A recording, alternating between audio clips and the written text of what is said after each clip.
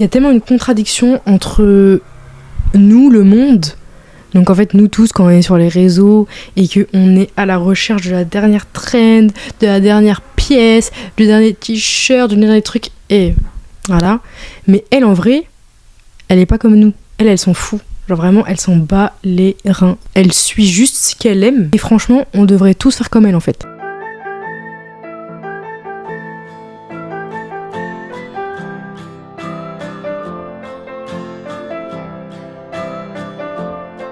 Pour ceux qui ne la connaissent pas, et franchement, est-ce que j'ai quand même besoin de la présenter parce que si on a TikTok, on la connaît, c'est sûr. Mais bon, bref, je vais quand même la présenter. Mais pour ceux qui ne la connaissent pas, à la base, Pink Panthéress, c'est un visage caché, c'est une identité qu'on connaît pas. Genre, à la base, elle fait des morceaux sur GarageBand. Elle a commencé vers 17 ans, il me semble, si je dis pas de conneries. Et puis petit à petit, elle s'est imposée sur la scène britannique, puis la scène mondiale. Ses musiques, elles ont une inspiration de UK Garage, DNB, ce genre de trucs. Donc à la base, elle a un côté hyper DIY, hyper intimiste, qui d'abord plaît à un public hyper niché sur TikTok. Mais je pense que c'est à partir de genre 2022 qu'elle commence vraiment à péter, genre... Bref, elle commence à percer, je voulais dire, à percer. Avec Boys a Liar, le featuring avec Ice Spice, franchement fallait être là les gars, fallait être là à cette époque là sur TikTok, fallait être là franchement. Et justement en fait sa manière de s'habiller et sa manière de faire de la musique, elles sont assez corrélées en vrai, parce que c'est vachement du collage, c'est vachement de hop j'ai des trucs que en fait peut-être au début ça va pas marcher, genre toi si tu vois les trucs séparément, pour toi ça va pas marcher, mais pour elle ça va marcher, c'est sûr. C'est même sa styliste. Ouais, c'est même sa styliste qui dit ça à propos d'elle. Elle dit qu'elle va tout le temps choisir les pièces les plus bizarres, mais que tout le temps sur elle ça va marcher. Et quand on se penche un peu plus sur sa manière de prendre l'inspiration, enfin vers quoi elle prend l'inspiration finalement, en fait elle dit directement que ça peut être tellement aléatoire, parce qu'elle peut soit trouver l'inspiration sur Pinterest comme tout le monde, ou alors voilà, elle se balade à Londres, elle voit quelqu'un qui habite de telle manière, elle s'inspire et basta quoi. Elle prend toujours l'inspiration, elle va jamais recopier quelqu'un en fait. C'est là que tu vois que son style, c'est vraiment un style qu'elle aime en fait, parce que elle, ce qu'elle aime bien en vrai, c'est le chaotique intentionnel. Quand on voit genre une tenue comme ça par exemple, on voit que les gars, moi si je portais ça, non, moi si je portais ça, franchement on dirait juste c'est mon premier jour sur terre. En vrai, surtout dans tous les articles que j'ai lus sur elle, il y avait souvent un mot d'ordre, c'était ne pas se prendre la tête. Elle met de la liberté dans ses tenues, elle met pas de règles, elle met pas de code. Et en fait, c'est ça qui plaît et c'est ça qui la rend trop stylée. En vrai, on a tendance à dire que Pink Panthéress a fait du Y2K. Mais en vrai, faut être beaucoup plus précis, parce que les gars, Y2K, franchement, ce terme, on l'utilise à tort et à travers là, dans notre génération, sur TikTok. Mais en fait, on mélange tout. Y2K, c'est fin des années 90, début des années 2000, mais début des années 2000. C'est-à-dire, je sais pas moi, Paris Hilton, Britney Spears, vraiment début des années 2000. Parce que à passer 2005, c'est plus du Y2K, c'est du mid-late 2000. C'est pas du Y2K, les gars. Enfin, franchement, c'est mon combat dans la vie. C'est un combat que j'emporterai avec moi dans la tombe. Parce que, personnellement, je suis une très grande fan de cette période-là d'histoire. Les gars, c'est pas du Y2K. Genre, par exemple, Pink Panthéress, ce n'est pas du Y2K. Parce que le Y2K, ça va être des trucs de fou, genre des trucs rose bling bling, strass, décapotables, des trucs de fou, genre Paris Hilton, du Juicy Couture, voilà, des trucs de fou, les gars. C'est pas du Y2K qu'elle fait Pink Panthéress. En vrai, Pink Panthéress, Pink Pinterest, c'est beaucoup plus chill en fait, c'est beaucoup plus limite banal. Et quand je dis ça, c'est pas une insulte, genre c'est vraiment chill, genre c'est pas l'effervescence du début des années 2000. Fin des années 90, début années 2000. Si on devait décrire son style de manière non conventionnelle, pour moi ça serait genre la grande sœur que t'admires. Genre. Parce que pour elle, elle a même dit c'était quoi ses pièces iconiques de sa garde-robe. Alors, on a des jeggings, des grosses ceintures, des sacs vintage, des jupes taille basse. Quand on prend ces 4 éléments-là, franchement, c'est pas du Y2K, les gars. C'est pas du Y2K. C'est du mid-late 2000. Genre. En vrai, le souci, c'est que cette tendance-là, elle est tellement pas documentée au profit. Désolée, je parais pour une forceuse, mais au profit du Y2K en fait. On nous bassine tellement avec le Y2K alors que. En fait, ça c'est à cause de Shein. Désolée, je suis en train de tout mélanger, mais c'est à cause de Shein parce que Shein est en train de s'approprier le Y2K et ça m'énerve. Parce que du coup, maintenant, les gens, ils sortent ça à toutes les sauces alors que c'est pas ça, les gars. Bref. Mais la tendance mid/late 2000, c'est pas documenté parce qu'en fait, il y a rien de spectaculaire dans ce style-là, genre. C'est vraiment pas documenté parce qu'à l'époque, les gens qui s'habillaient comme ça, c'était pas un truc de fou. C'était juste normal. C'était juste comment les gens s'habillaient. Bon là, les photos que j'ai mis, je les ai trouvées sur Reddit, hein. Parce qu'on dirait vraiment que j'ai pris des photos, que je les ai volées à quelqu'un, mais je les ai trouvées sur Reddit.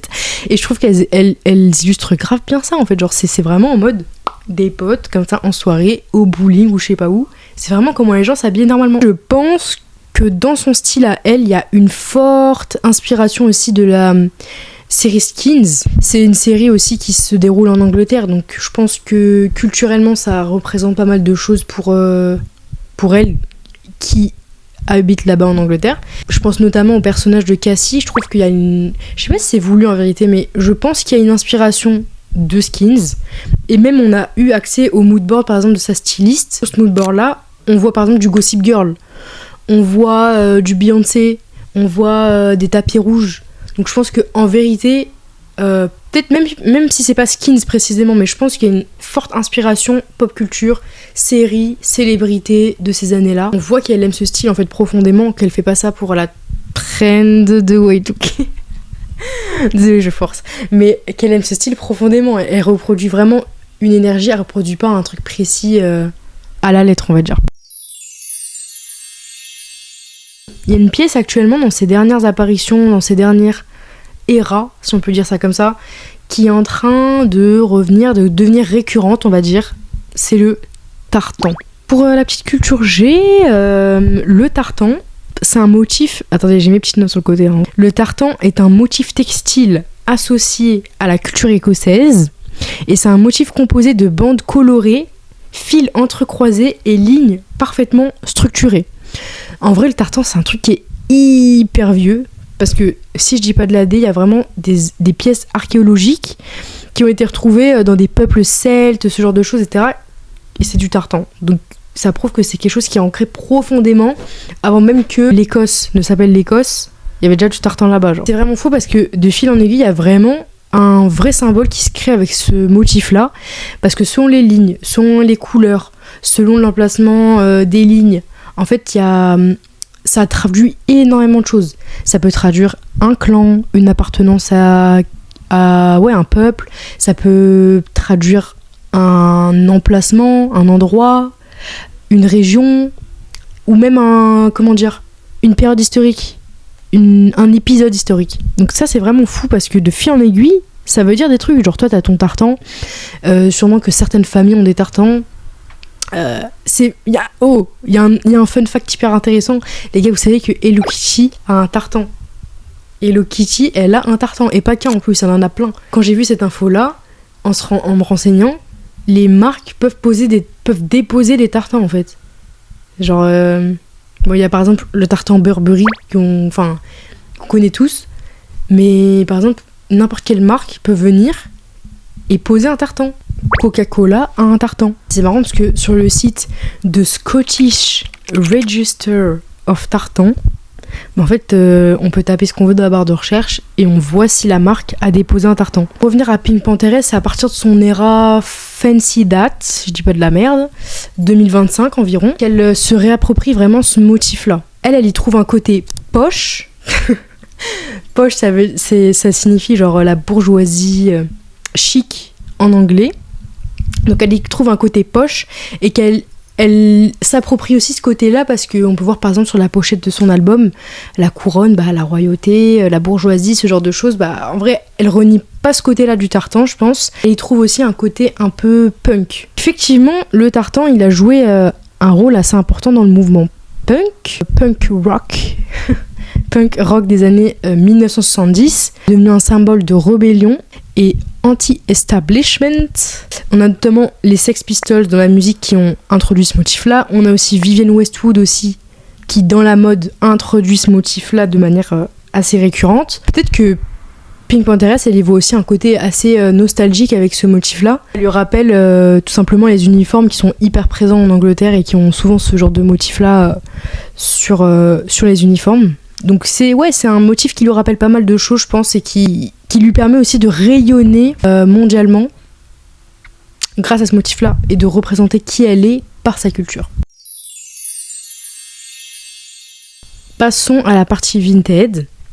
J'ai pas décidé de me pencher vers des tenues hyper précises parce que je me suis dit on va un peu adopter sa philosophie à elle. On va pas essayer de copier une tenue en particulier.